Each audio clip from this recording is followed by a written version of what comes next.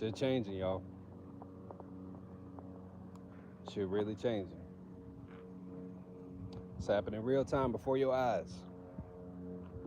I'm not the first person to say it, but I'm gonna say it. It's over for these devils. For those of y'all who caught my live a couple nights ago, a couple shadows ago, heard me talking about how these labels will push behind certain artists to make certain agendas press to the forefront and get into people's consciousness and get these people to do dastardly things, do things that can cause them harm and cause others harm. They'll press agendas of doing drugs, press agendas of killing, press agendas of prostitution, all this nonsense. And what's happening now, just like I said briefly, the other shadow, is that people ain't falling for it. They're not with it.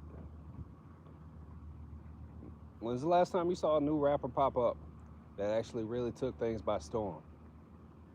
I'm not talking about Instagram followers. I'm not talking about how many streams they got. I mean, like, really got into people's minds with those kind of agendas. It's not happening no more. They can't make no more superstars. It's over for them. All of their old superstars are starting to turn on each other or starting to turn on themselves. Notice how I said this a couple nights ago. And if y'all haven't already and you're here, I recommend you go to DGB Off the Porch on YouTube. Search Off the Porch 1440 Ty. Notice about 45 minutes into the interview, he's saying the same thing. Saying the same thing I was saying. It's not going to be long. We're going to start seeing some things change in this realm that most people wouldn't expect. Remember listening to the brother Phase One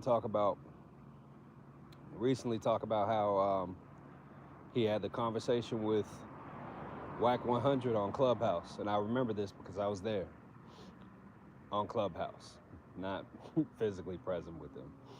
And anyway, when Phase One was talking to Whack 100, he was saying all the murder music, all the drilling and all that stuff's dead. It's going to hit a point to where people just start getting tired of it and they don't want to deal with that. They don't want that in their minds. They don't want it in their communities. And what did Whack 100 do? He just kept saying, not going to happen. It's not going to happen. It's not going to happen, bro. Gangbanging ain't going to stop. It's not going to happen. Well, what happened? And the time that passed between that moment and right now, his main artist got locked up. All these other artists are getting locked up and they start telling on each other. They come out and they get exposed with these phone calls showing that they actually weren't as solid as they were presenting in the first place. Maybe because that shit isn't solid at all. What's up, Reb? It's not solid to be a killer. It's not solid to be a drug dealer. It's not solid to be a street nigga. Sorry if no one told you, but they lied. What's solid is being a man who protects his family, protects his people, his brothers and sisters. A man who stands up and he builds something. A man who stands against tyranny, stands against the grain, and really presses to try to do everything he can in his power to build a better world around him. That's what's solid. And people are starting to wake up to that. So Whack 100 was wrong. And all that shit is over with. I said this before, and again, I'm not the first person to say it, but I will say it. You're gonna start seeing more and more artists hit the main stage that are not being pushed by labels, not mainstream labels at least, that they're not pushing those agendas, and they're pushing righteousness. They're pushing right knowledge, right thinking. If you saw that homeless rapper 1440 Ty blow up with what he was talking about and how he's starting to cement himself. Understand that's just the beginning. There's already a couple out here that have been doing it, just a couple. But now there's going to be many, many more.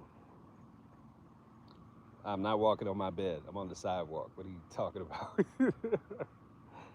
No, I'm not homeless. So just be prepared. If you're the type of person who, you really like, trap music and drill music and all these things, I will highly urge you to just start finding other things that you may like. I remember when the crunk era came around and everybody was all snap your fingers, do your step, and knuck if you buck and all that shit. I remember I literally, as a child, as like a teenager, I was like 12, 13, 14, I could not bear with the shit. I couldn't deal with it. It did not resonate with me at all. So I tapped out of hip hop entirely. And this is as a young black man that grew up in the hood. I didn't listen to it at all for like 4 or 5 years. I just waited, just went into other genres. I started listening to rock and roll, heavy metal, progressive rock. And while there's not always the greatest messages pressed in those, sometimes you'll find these gems. Like I found this band ironically called Death, to where they're considered the lead guitarist and singer is considered the godfather of death metal. But after like 2, 3 albums, he started noticing the same things that we're starting to notice in hip hop. He started noticing that the values and principles that were being pushed in his music, it's not something that was helpful to his audience. It was harming people. So what did he do? He started pivoting. If you start paying attention to his lyrics on his later albums, like Symbolic, I think he dropped it in 1997, The Sound of Perseverance, the final album, even some of the side projects he did, like Control Denied, where he basically had someone else frontmanning on the vocals and he was playing the guitars. If you listen through the lyrics of these, you'll see that this is all conscious thought. This is all really looking around and assessing your environment, assessing the situation, and seeing what's right and what's wrong and trying to press towards what's right. Trying to break away from those demons that you may have that you're dealing with, right? And that's why I gravitated to his music for quite some time. It's a shame he passed so young. But that was kind of like the first taste for me, alongside like, old school like neo soul and some of the hip hop that, maybe they may call conscious, the Immortal Techniques, the Outkast, the Erykah Badu, Music Soul Child. There's many. Even Lupe Fiasco at certain times, he was presenting certain messaging in it, even though he had to battle with the labels for that. But aside from these acts, like that was my first taste of like, oh, okay, music can actually be used to push something good out into the world. Every time I listen through one of those last albums from that band, every single time I will feel uplifted. I will feel like I can go conquer the thing that I'm setting out to do. And that's what it's about. It's about building. It's about doing something great. It's if you are a creator, which chances are you have the capability to, then why not create something that's going to be great? Why not create something that's actually going to make you feel good? Now, some people feel good doing bad things, but it is what it is.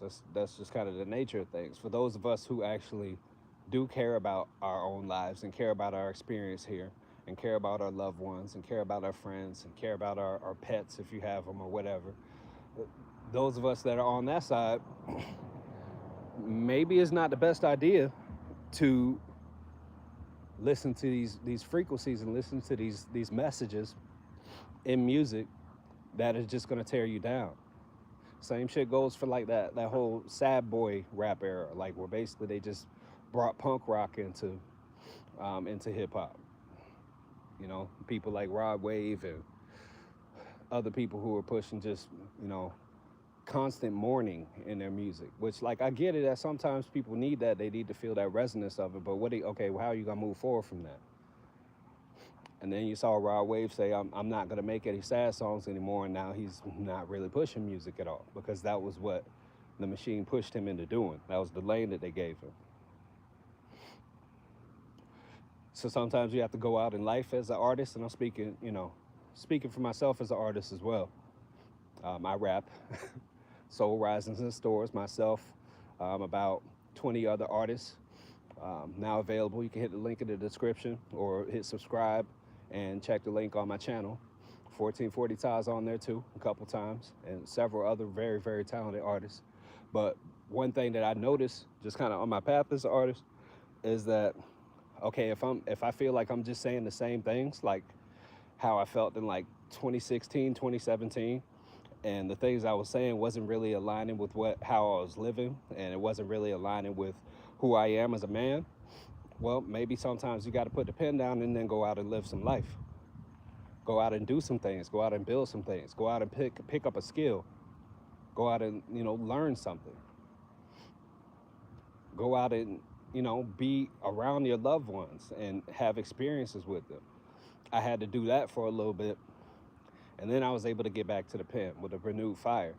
That's one thing that I think a lot of these artists that were at the top and are starting to, kind of see a different way about things. That's one thing that they may have to do now. The troublesome thing for them is they decided to sign contracts that maybe prevented them from being able to put out certain positive messaging and things in their music. So that's their burden to bear, or their burden to carry rather. Maybe burden to bear as well. But just understand, even if you don't create music and you're just a listener, and you just go through your daily life, you just got your Spotify playlist or whatever, and you just play whatever gets you hype in the gym. Understand, if you are taking in certain frequencies that you can clearly see are not beneficial to your life, is somebody talking about things that is destructive, just for sake of the way that the human brain is wired, you may want to choose something else to listen to, or you may want to choose to listen to silence for a while. I've done that. I've gone, a year and a half without listening to any music, watching any TV or anything like that, and that was one of the most transformational periods in my life, because I started picking up skills that I didn't have before. I started reading more books. I would clear through like 2 or 3 books a day. I'm not talking about fiction books. I'm talking about books that have skills and new mindsets and things in them. But ultimately, it's up to you. The choice is yours. Just understand, and again, for the third time, I'm not the only one saying this, but I will say it. Just understand, things are changing.